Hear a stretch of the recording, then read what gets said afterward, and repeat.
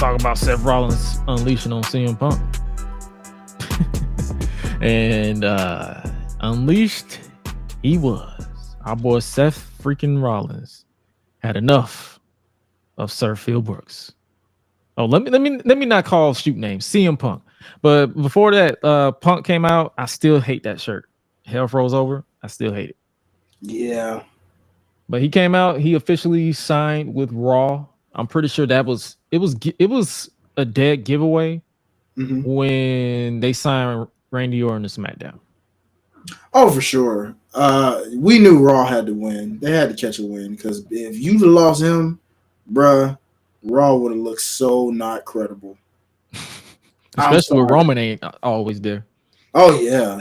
It's just like Raw needed that. They needed that signing. So, I wish they would have kind of found a way to do it at the same time to make it a little more interesting. But it's cool. They had their individual moments. Oh yeah. But did you actually peep the Seth Rollins promo? I did. And let me get your thoughts before I get mine. Oof. Well, I heard a certain individual, shout out to True Hill Heat, one of the guests on there talk about, it was kind of funny because I had listened to it just literally the day before this promo actually came about because they were excited of saying, word is that Seth's mic skills aren't the best, so they say. And they were saying the moment these two have a promo battle, CM Punk is going to cook this man. Now, ironically, I bet neither were we expecting a promo battle this soon.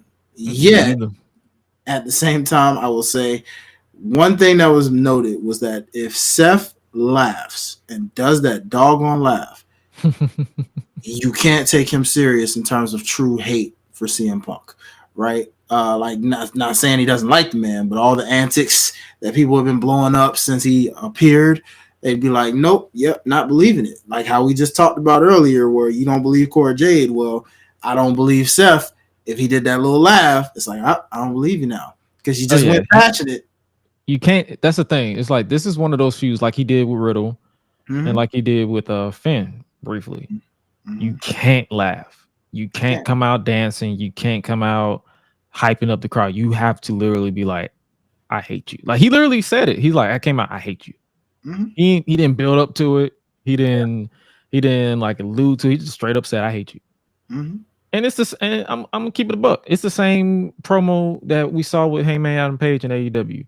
The only difference is I feel like management knows how to make money with this as opposed to letting the inmates run the asylum over there.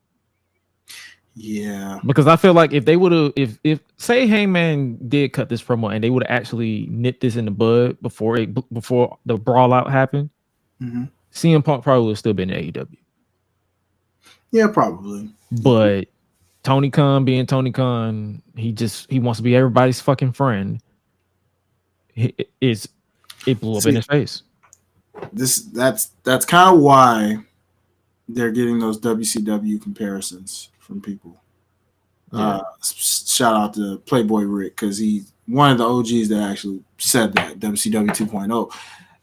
Good professional wrestling, but from the backstage antics and stuff says enough, especially with a lot of management leaving and resigning and getting, let go. All these little, hence the QT Marshalls leaving and backstage morale not being what it used to be, and people like Ricky Starks when their contract is up slowly leaving because out. It's like the quote unquote mold or the quote unquote cancer is back in WWE, and why is there still problems?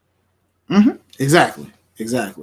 So not a good look, man, if ratings and things like that. I mean, when I hear JD of all people actually talking negatively about AEW for a second, I said to myself, oh, yeah, it's really problems now. If you talking if one of the biggest dick eaters is talking negative about the dick, then it's a problem. It's like, wait a minute. You're actually not gonna say praising WWE, but your tone in WWE is a lot different now than it used to be. Yeah. Suddenly, because CM Punk's over there, because Randy Orton's back, because Roman and all these other big names. Because it used to be like, oh, it's Roman or nothing, but now all these names are here. LA Knight's a big name, and they're building Jey Uso and all these people. Yeah. Like it's literally everybody there's nobody out of place in WWE. And it's Yeah. like, yes, the Continental Classic is fun.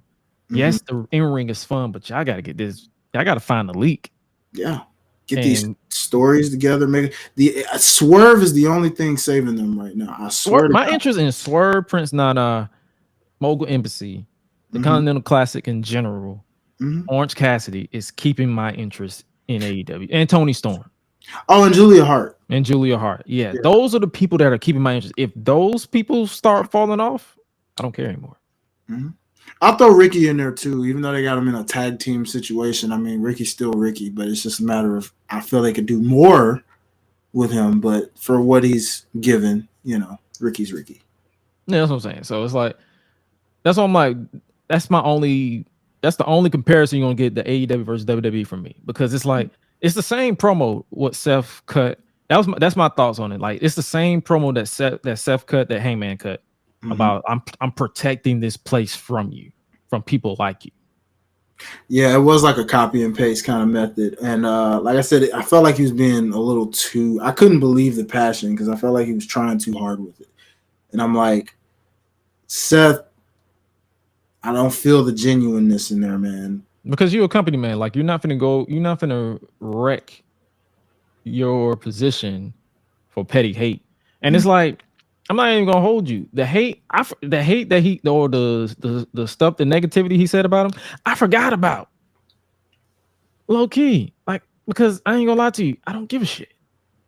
But at the same time, it's like, and it's like, but as soon as I saw that interview where he mentioned Colt Cabana, I'm like, oh, I already know where they're going with this. Mm-hmm. I already know.